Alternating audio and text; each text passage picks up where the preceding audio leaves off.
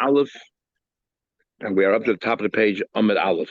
And the last discussion that we had was, we know we don't have to have any b'dikas v'chakiris when it comes to dinei mamonis. You don't have to do any investigations, you don't have to do any cross-examination. But we said, Abuda said, that a minor if it's a major contradiction, for example, one guy said it was old money, one guy said it was new money, the loan, then obviously we reject it. But if it's a minor thing, like what color the wallet was, since it's insignificant, we don't reject it. But that's only by dinei mamonis. When it comes to dinei nefashos, even a minor contradiction, we reject. So then the Gemara asked a question, but Abchizah said that even when it comes to dinei nefashos, we don't. If they contradict each other in minor things, it's irrelevant. For example, what color clothes did he wear? So we said, well, the Abchizah argues with Rav Yehuda. So Rav Yehuda, when it comes to dinei nefashos, if there's a contradiction, even on a minor detail, we throw out the edus. Only by dinei mamonos we are lenient, and Abchizah holds that even by dinei nefashos, if it's a minor contradiction, we ignore it. Says the Gemara on top of the page, that's Lamed Aleph Amud Aleph. Nadoi says, if one guy says it was old money, he's going to argue on the whole principle that you said. You said that definitely when it comes to the essential case about the money and there's a contradiction, we reject the entire edus. If one guy says it was old money and one guy says it's new money, we throw it out. Nadoi argues on that point. That's Lamed Aleph on top of the page. One guy says it was old money. One guy says it was new money. It's still a good edus. Why? Now, look, what's the logic? The mamish contradicting each other. So you remember before we had, according to Shurman Karcha, one guy says it was $100 loan on Sunday. Another guy says $100 loan on Monday. We're not talking about the same thing, and we said nevertheless we combine the edus because they're talking about $100. Same thing here. The fact is that they're talking about there's a loan of $100. One guy talking about old and new. It's no different than Sunday and Monday. One guy says a loan on Sunday, one guy says a loan on Monday. So what are you talking about? In the case of Shurman Karcha, they weren't contradicting each other. We're talking about two different loans. You were talking about a loan that took place on Sunday. The other guy talked about a loan that took place on Monday. And therefore we say that we combine the two. Here we're talking about the same loan, but you're telling me it was old money and you're telling me it was new money. They're contradicting each other. How can you combine the two agents? One of them is not telling the truth. They're not contradicting each other. They are contradicting each other. Did he say? So what's the basis of the Hadoy's psak? That even though we're contradicting each other on the very basis, very basic dispute here, it doesn't matter. Elo Hudama ki Tanya. He follows the following Tanya. Tanya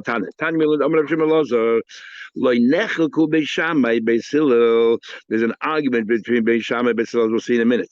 There's no argument. There's two Kitei Eidim, two groups of Eidim. Aches and Meres Masayim, the Aches and Meres Mana. One group of Eidim came along and said, Reuben owes Shimon $100. We saw the loan. Other group of Eidim said, we saw the same loan and it was $200. So even Beis Shammai will agree with Beis Hillel. In this case, here you owe 100 because they both agree you owe $100. The question is, do you owe an extra 100? Okay, so there's a contradiction there on the hakosha on the second 100, but not on the first 100. So therefore, the first 100 you owe. There's no argument there. One group says 200, 100. They're both the overlap that we agree on, and you have to pay that. When do they argue? There's only one group of Eidim. One aid says it was $100, and one aid says it's $200. Here, Beis Shammai says, well, the very group of Eidim, they contradict each other. So we don't divide them and say, well, 100 they agree on. One of them is telling us a lie, and therefore we cancel the Eidus. Alman nechleku al kat achas. One group. Beis Shammai nechlekei dusan. We divide the Eidus. One of them is definitely lying. We toss out the Eidus. And Beis Hillel says, Yesh bechlal masayim. Even in this case, where they overlap, they agree on, that's good Eidus. So the same thing over here. What we'll say over here, they both agreed it was $100. One guy says it was old money, one guy says new money. So that part there we'll disregard and leave the part about the money. Just like the second 100 we disregard, even though one of them is definitely lying. Same thing there, one of them is lying. But what they agree on, we'll accept. And they both agree that it's $100. And that part we accept. Taish really wants to know, then how come we don't treat it like if there's a rule that nimtze echen man karav apostle, one of the Eidim are karav apostle, and the whole Eid falls apart. So here you have two groups of Eidim. You tell me that they both agree on $100, and therefore, it's we'll make them pay $100. But Shammai is made of that. But according to Shammai, if the two Eidim, one of them says 100, one is 200, one of them is definitely lying. So the same thing here. Two groups of Eidim, one is 100, one is 200, one of them is definitely lying. So use the rule. If you have 100 Eidim that come along, and one Eid is a karav or apostle, the entire Eid falls apart. Say the same thing here. Why don't we say the same thing here? So, no, because the rule is nimtza echad mehen. We had it before. We'll have it again in the markets. Nimtza echad mehen karav apostle. That's what's like Shnayim Eidim or Shlosh Eidim. Why is there Shlosh Eidim? To tell you that even though you don't need the third aid, but if the third aid happens to be a relative of the defendant, whatever, it's apostle to everybody.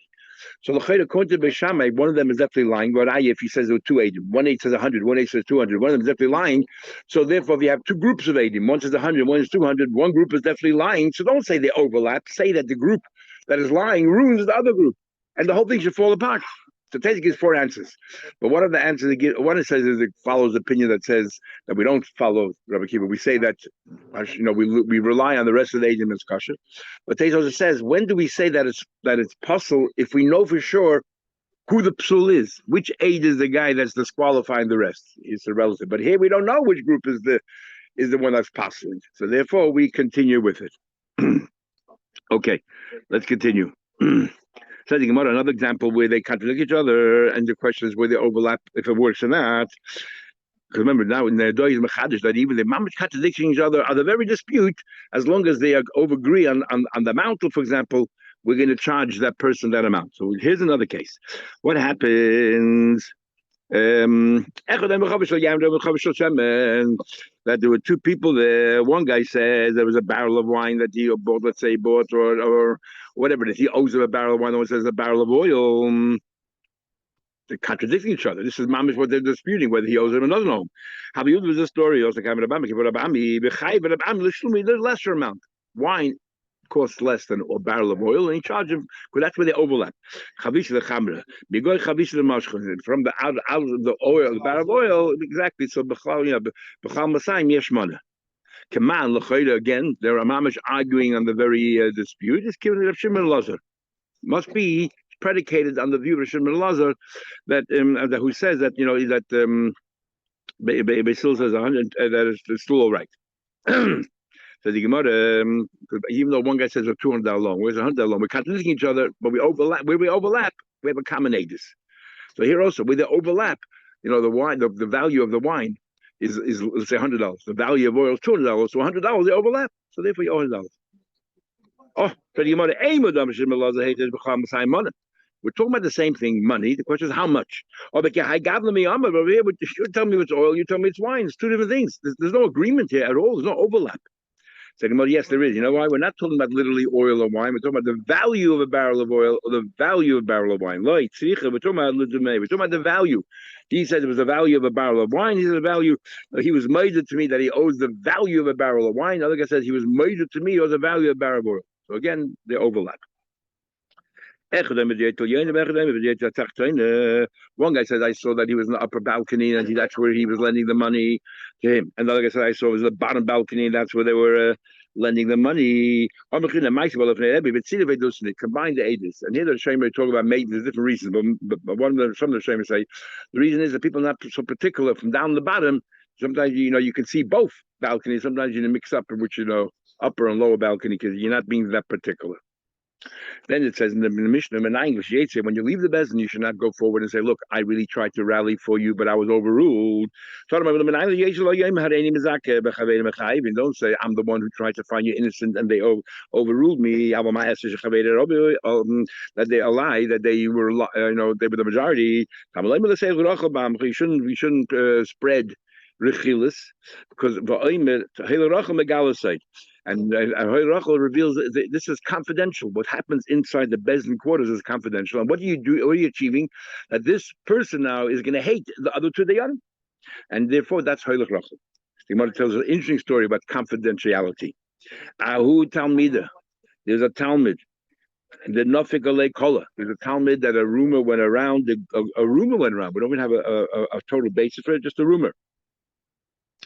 Um, the Goli Milsa, it would turn out to be that he revealed some confidential discussions. The Itma Bei Midrasha Bosser Esrim V'Tartenshnim. 22 years later, he revealed some discussions that happened that were supposed to remain in confidence. Afker Rab Ami Ben Midrash. Yeah.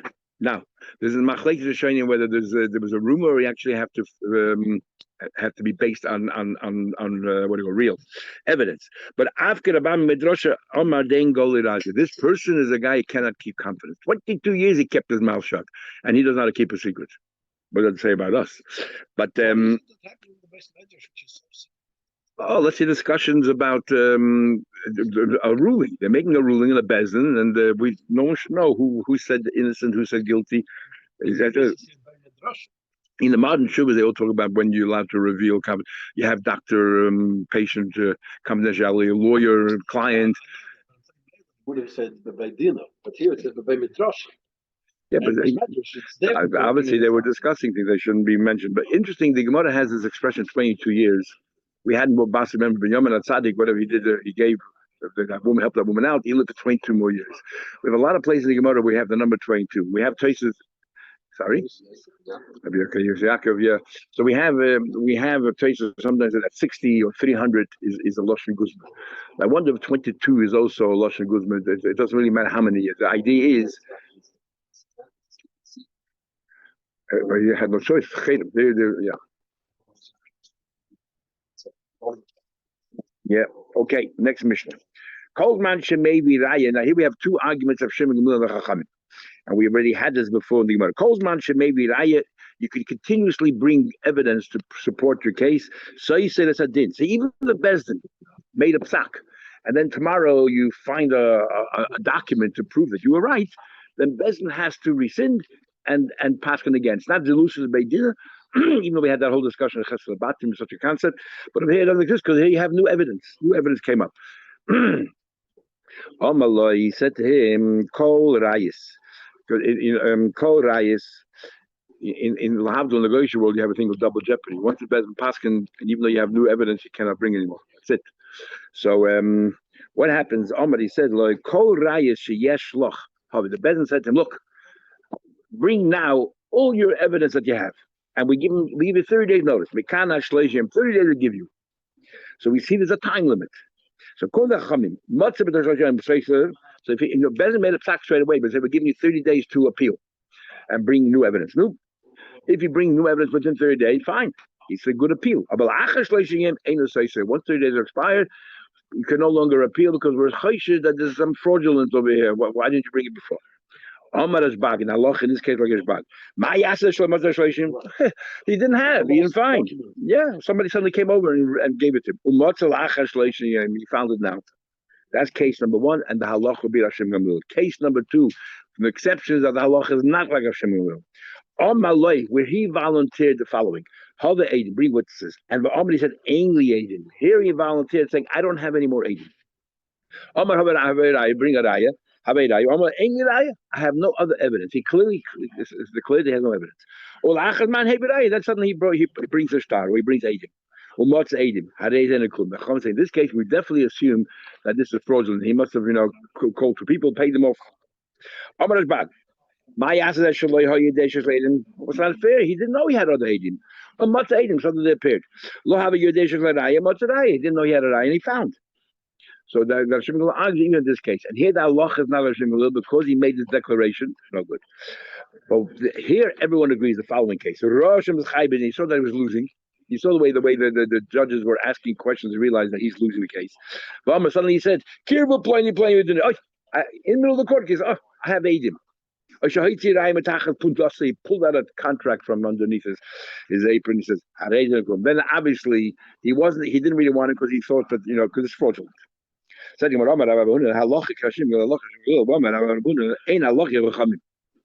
that's odd. If the Allah like obviously, keep them if the Allah obviously it's not like a chum. No, said no. I would have thought we should allow him to bring this extra aim, even though we gave him a 30-day notice. I will the evid, but we would have thought that it'd be the evid. Sorry, we shouldn't let him bring. No, we thought we would have thought that the halacha Hashem and Gamliel, that if he says I want to bring, if he brought after 30 days, okay, we'll believe him. Avol the Evid. But what happens that if the what do you call it? Avol the Evid. But if the Evid that the Chachamim, sorry, the Evid, the Bezin Paskin said we don't want to go back. The Chachamim said that you can no longer take. Then Shapatami. But the Evid, that's if they follow Chachamim, because the Chachamim are the Rabbim, Chachamim are the majority, and they said, look, we gave you 30 days. We passed Chachamim. We're not rescinding. Maybe it's all right. Kamashlan, no. The Harvard Madrin, like even if they follow the Chachamim, we are going to we're going to force them to accept the new testimony of the Eidim or the new evidence of the Shtar. In this case, to the same question. Now here we're not going to say b'di'evet because over here, even b'di'evet they followed the view of Rishim Gamliel and they canceled their psak and they did it again. You can't follow das yochel against the rabbi, especially if the halach is not like Rishbak. So there's no such havamina. So why do you have to spell out that the halach is not Rishim Gamliel? I know that halach Rishim Gamliel last the Gemara. The chiddush here is that this is the exception when the halacha is not like Shimon Gamliel, because there are two opinions. One opinion is that only in 3 cases we don't paskin like Shimon Gamliel, and there's another opinion that this is the only case we don't paskin like Shimon Gamliel, and that's what he wants to say. The bahi ain't halacha like Shimon Gamliel. Only in this case the halacha is not like Shimon ben Gamliel. But everywhere else halacha is Gamliel, even though it's 2 other cases. Lafuke, this comes to exclude mahar from the following the Amar. Remember, order is the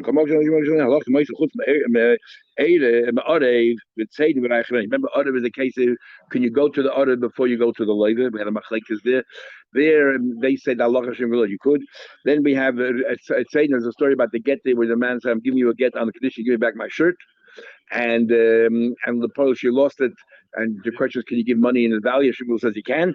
The halach is like him there as well. And the Raya Achreina is the second case in the Mishnah of the Raya Achreina that he says, I don't have any more Rayas, and suddenly he brings more Rayas. And the halacha here is not like a Shimon ben Gamliel. The Gemara will say, now there are a few exceptions. There are a few exceptions that even if the guy says, I don't have any more, and then he brings, we'll trust it. Why? How you look at the kid? The Tabul Dina coming on Nachman, the kid that they brought, didn't tell you before the Nachman, your father owes his money. Case already says, we know that you don't collect from a child unless ribus or chelis mehen, unless there's a case of ribus over here. So Teish won't say this Gemara doesn't agree with that. Amalei islach sadeh, do you have witnesses? Amalei, the kid says, why? Islach orai, you have any documents? Maybe that your father said he paid it off, a receipt. Amalei, like chayvra Nachman didn't pay. Have a kabachi, the kid started to cry. He doesn't have the money. What's he do? He lost the case. Meanwhile, people heard about Nebuchadnezzar's kids, this orphan here. People heard about this case. We know exactly what happened. Your father doesn't know the money. In this case, everyone is moide. Here he's innocent. There's no fraud. There's no fraud going on there. Exactly. Big machek is a shayim here. There are 3 opinions exactly. What this Yenuka case is. There's one machek is a shayim here that he was a child b'shas the father borrowed the money, so he had no idea. And the court case, he was still a child, so he had no idea to defend himself. But if he's an adult now by the court case, then that's it. If he said I have no raya, that's it. You can't bring it back. Other shayim hold that. That this kid was a Yenuka at the time of the loan, even though now he's an adult, he doesn't know. How does he know? He was a kid at the time. He didn't understand what was happening. So therefore, we will still, according to everybody, we will still accept his ages. According to a third opinion, even if he was an adult, but because he's an orphan, and he wasn't involved in his father's business, even though he's an adult, he doesn't know what his father did. So therefore, he's considered a child, and we will. If somebody comes forward and says, "I know what your father did," we will cancel the psak. Hayit is a woman. The Nafek started because the other star came out from under her hand. In other words, she was a sholish. She was a third party. In other words, the Mal and the Leiva, and then they gave to this sholish to hold on to the documents, and they both believed that she'll mind it. She said, I know that this document, I know that this loan was paid off.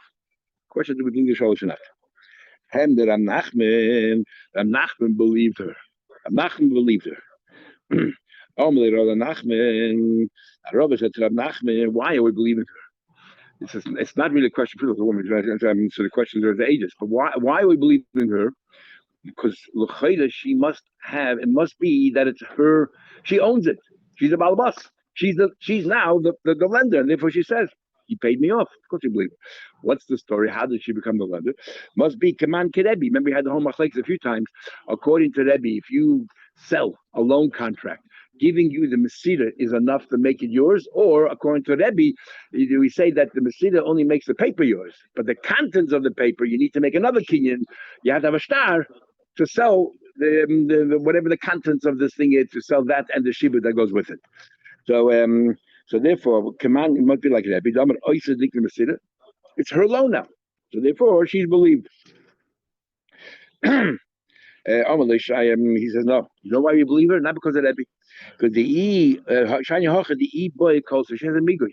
She could have burnt if it's not true that she's making up a story that the borrower paid her off. All she had to do is destroy the star. So it's gone. There's no star. Deny there's a star. And then what would be then? Or she would say, "It's no stock. It was paid off. I don't have a star anymore." So therefore, she's believing because of the migui. The others say that Rav Nachman actually loyahem that Rav Nachman didn't believe her.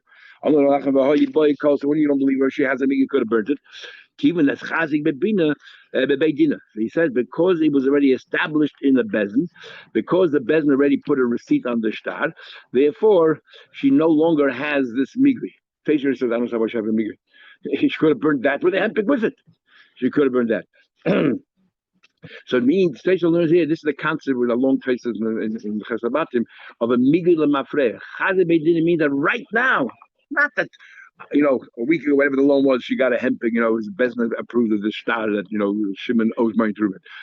Right now, standing in this room, she has the star in her hand, and she said, by the way, this star was paid off. So what's the migui? She could have burned it yesterday. That's called a migui lemafreya. As machlekes are showing him, if migui lemafreya works, and Tesis holds that a migui, like you could have done something before, now it's too late. Can't do anything about it. If you could have done something back then, is that a migui or not? And Tesis holds, that's what the Gemara is saying here. That migui lemafreya is chazi beidim is right now. That she's standing here with the star in her hands. Oh, it's been paid off. Therefore, we don't say that you could have burned it. Of Nachman Simpen, Rashi holds Simpen is a receipt, and Tesis disagrees. Tesis says that whenever we talk about a receipt in the hand of the one who paid it off, it's called a shover. A Simpen is when it's still sitting in the hand of the malva of the lender. So Simpen she has a lot of edim if there is a receipt. And the witnesses signed there, in order for the receipt to be verified, if it's challenged, is you have to go to Bezdin and get the witnesses to verify that this is their signature. Let's say there were no edim. But this is a question that Rob's going to ask Rav Nachman. You say we don't believe the sholish. Let me show you what this case is. What happens? No witnesses on the receipt. But where is it? But it didn't come out from the hand of the borrower or the lender. It came from a third party, from the hand of a sholish. In the loan contract itself, underneath the edim, there's a receipt. The malva is holding onto the contract, but there's a receipt there on the star itself. In the star milva, there's a written on the bottom. This was paid off. Underneath the now, since the Malva was holding on the star till now, and there's a receipt sign in the bottom, we definitely believe that this is true, authentic. But one of the cases here is the Sholish, that we believe the Sholish. The Sholish said this is paid off, even though the star is still intact, it wasn't ripped up. We're going to believe that it was paid off. Alma Sholish Mehemen. So what's Rav Nachman saying? He's not believed. They said, you believe. Yufta Nachman to Yufta. Now, why don't they say that there's a difference? This is the case. There's not a the migui, let's say, by Kosi doesn't work, but it's als edis. And there's no in case there's a woman, there's a man. Maybe the woman's not believed in the aid. Here it is believed. But again, edis, all edis does is makes a shvua, not doesn't make anybody pay. One aid cannot make you pay. But still, why isn't it raised here at all? Whether it's a din in edis or is it because of the migui by Kosi? More assuming because of this migui, he could have burnt it. Maybe the word is als edis. Maybe it's established a woman is good to establish a kasha. That's kasha not by mama, it's by yisr. We yesterday said that even something which is yisr like ma'aser sheni, because it's tagged to money, is treated like money. In the case of the chalemas and others, and here we're saying the other way around. I don't know. Maybe Abdima came along and says that you could always bring more evidence to support you until he says, look, I have no other evidence. This is it. I have nothing left. And then afterwards, he turns around suddenly and says, "Oh, I have to wait him." Then we don't believe him. The Yom Kippur playing Veduni. Now he's contradicting himself. First he says, once you say I don't have any more, it's over. That's the view of the Chachamim. And then he says, only if he middle of the case he sees he's losing, he pulls out to aid him, which is the view of Rashbag. That's the only time we don't believe anymore. Which one is it? I'll go Kasha. That follows the Rabbanon. That moment you say you don't have any more evidence, over. And then you say, oh, you're losing the case here. I have two guys here. Which is on the Rashbag who says that's the only time we don't believe you. Also Rashbag. If you can tell me and if you can tell me that that's all the Rashbag and just trying to explain that when maybe you're explaining yourself. What do I mean when he says I ran out of evidence? Unless he acts very suspiciously, suddenly when he says, hey, in the middle of the case, I have suddenly. That's what he meant, that he runs out of evidence. So in other words, we're following Rashim Glil to the very end. In fact, here we don't pass Rashim Glil. Why would he pass Rashim Glil when we just said that here in this case we don't pass him like the second of Shimon Gamliel that says if you say Ainli Raya, Ainli Eidim, and then you bring tomorrow, we don't pass Rashim Glil in that case. We pass Rachamim. Why would Rabbi Yechon say that the halacha is that's the case like Rashim Gamliel? Eliki Asrab Shmuel by Yehuda Rabbi Yechon Lo'olam maybe Raya v'Soisa Achi is starting to noise. We follow the Chachamim until you run. You say I don't have any more. The Yomerli Hava Eidim v'Amar Ainli. They tell him bring Eidim. He said I don't have. Bring a Raya v'Amar Ainli Raya. Ava Bo Eidim. Now this is the words that are missing. Bo Eidim didn't say if Eidim come overseas, you had no idea that you had no inkling. This guy shall have him with Kedbed Achor. Your father had a whole pouch full of all kinds of contracts, and you didn't know about them, and suddenly somebody came and brought them. Then in the Chachamim in this case, he can bring it up. It's not my fault. There's nothing fraudulent about this. I have no idea. Like the case of the Yinuka before. Rabbi came named Rabbi Yechon, he said, let's say I'm forcing you to come to Din Teide. One guy says let's adjudicate right here in the local bezdin, and the other one says no, let's go to the base of Vad, a place where there are many chachamim, many rabbis there, so we'll get a good selection of dayanim. The question is, can one force the other?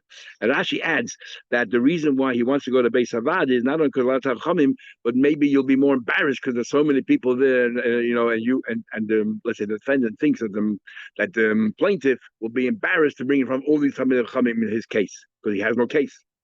The din is koifin oisei the yelech l'makom avad. So Rabbi Yechanan said, and sounds to me, either party can force the other guy to say, no, I don't go to the local bezdin. Let's go to Yerushalayim or somewhere else. Let's get a base of Vad. Now, very important, big machlek. Okay, gentlemen. On the phone, Rabbi Lazar. Rabbi Lazar said, Rabbi Yechanan's Talmud, Rebbe, shenoishe b'chavei mana yotzi mana al mana. So the borrower is going to say, let's travel to Israel. The whole case is about $1,000. It will cost $5,000 to go to Israel, the hotels and airlines. So I'm to the Malda. In other words, the Malva then is going to say, hey, what's the point? I'm going to lose money on this case here. And maybe this is the bluff of the Nitva. Why are you saying that the Nitva has the right to go ahead and force the Malva to go somewhere else? We force you to do it locally. For that reason, why should he make expenses? And very important in halacha, not like Lahav in negotiation courts, if somebody loses the case, he has to pay the other person's expenses. We don't have that paying the other person's expenses. There are a few exceptions, or the exceptions, for example, where we go to, I say, okay, I'll join you in the other city. I'll join you in the other city. So you go and spend all this money, go to the other city, and I don't show up. Then I have to pay all your expenses. Eat minami learn. I'm going to suffer. I'm going to Shnayim says atzah bedin. Two people are fighting in a din. One guy says here, one guy says there. We force him and we done in your own city. Are there any questions? One second. Okay. The Gemara is going to change this around in a minute. So let me just quickly tell you what's going on before we look at the Gemara. The Gemara is going to make a difference if it's the Malva who wants to go to another city or if it's the Leva. The Leva has no right to say to the Malva, I don't like the local bezdin. Let's go to another city. And he has no right because Eved Leva Leish Malva. But the Malva has a right to say to the Leva, I don't like the local court. Let's go to another city. He can do that. The Malva can do that. I can force you to go to another city. only if it's his option. Because if as we said before, Stamazay should pay more money. If, however, the malva is a ish takif, an ish ulam, then usually the word is for a strong person. But yes, so the achrayim, many achrayim say it doesn't necessarily mean a strong person, armed person. It could even mean a chashuv person, a rav in the city, a person who's chashuv. The offender can say, "I don't think I'll get a fair trial. Let's go somewhere else." Then you have a right to say that. Then we go right to. So now. And if let's say the Bezin, local Bezin, are not that proficient in this particular area of Allah and they have questions, they're right and they send it off. If he says to them, I want to know what the basis of your hapsak is, they write him. Now it's very important is in halacha and Shulchan Aruch, based on the Rishonim, is that if two people go to Bezin, and I was forced to go to the Bezin. I didn't want to go, and there was a fight, and then you subpoenaed me. Then I have a right, the defendant's right to say, write me down what's going on. And the Bezin, and I want to know the time. Now the Bezin, okay, but if I was not forced, we both agreed to go to Bezin, Bezin does not have to write anything, nothing.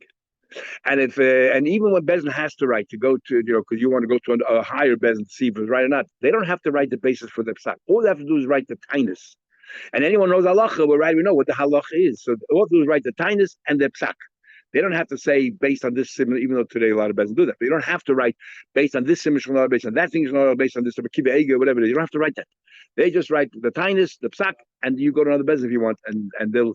But another thing is, if you go to another Bezin, it's lahavdil, just like in the Goyish world. If you go to an appeals court, most times the appeals court are not going to make the psak for this case. They're going to send it back to the lower court, and they say to the lower court, you paskin wrong, look at it again. And the same thing works by us. As Shlomo says, if the higher court sees that the lower court made the wrong psak, they relied on the wrong sif, Shlomo would say, the higher court is not going to paskin because they didn't have the baladin in front of them. How can they? They will go back to the lower bezin and say, re-examine it because that sif is the wrong sif. Something to that effect. Anyway, so too the Yavama who needs to go to the government to get heter, doesn't matter where they live. Now, big machleki, Ketzveri and are very close to each other. If you look in the map, they're very close to each other. In fact, some say it's within Tchum, in those days it's within Tchum Shabbos. Because Rabbi Yosi says, I wish I was like the people at Tveria, on the bottom of the hill when Shabbos comes in, they bring very early, and then and Tzapaydi on top of the hill when Shabbos goes out, so much later. How can you be in both places the same Shabbos? So that if they want to learn, it's very close to each other. And maybe Yavama does not have to go very far to a Yavam, or even if it's so close, there's no real tircha. The Yavama still has to go to where the Yavam is. Surely when they're far away. Anyway, his city. Go to the Mokmavad. Big machlek is in the Shain, the Rambam, and the Rosh. There's a thing called the Bezna Godel and a thing called Mokmavad. Mokmavad is the Rambam holds it both exactly the same. So only the Malva can force you to go somewhere else and not the later. But the Rosh and many of the Shaim hold Mokmavad don't do with the Bezna Godel. Mokmavad is a lot of time in a yeshiva world, a yeshiva city. So therefore, only the Malva can force. But a Bezna Godel, even the later can say, look, I want to go to the top Bezna there is. But the Ramah already says, we don't follow these things and we try to go to the local bezin. Unfortunately, Melbourne does not have a local commercial bezin. That's a whole different story. The lady can't force it. But a malba ever leglish malba. Big machlek in achrayim. What about not a case of loans? What about you stole from me? You're not ever leglish malba here. What happens then? Can the accuser, the nigzil, force you to go to another city and that? Is it only limited to a case of halva, ever leglish malba, or in all cases where there's a plaintiff and a defendant? Anyway, big like this. The Shulchan actually says all cases, others disagree. They said to Maruk a letter, the disease lake someone whose face had a halo, like the son of Bisya. Bisya was in this week's parsha. Bisya Bas Padin. How everyone calls it Basya. How did Bisya become Basya? Baskar, where Bisya comes from, she ended up marrying Kalev, Ben Yefuna, and his mother Medrashim. There's one Medrash that says on this week's parsha that Bisya was actually the sister of Moshe Rabbeinu. Moshe Rabbeinu had two sisters. Don't ask me pshat in this. Moshe Rabbeinu had two twins, Bisya and Tzipora. And then Yisro took Tzipora as a foster daughter, and Pare took Bisya. the Yalkut Rebbeinu. Don't ask me to explain, but this is what it says. Oh, and then the Achrayim start talking about how in the world Moshe marry your sister. Okay, it's a discussion for another time.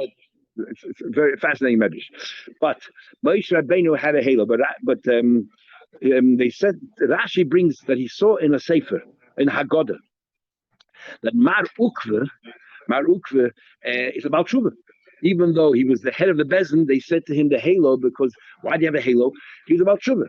He had a very strong desire for women. Remember Abai in the end of Kedusha, in the end of Sukkah said, he would follow the boy. So he said he had a very big yetzer hara for women. And but he held himself back.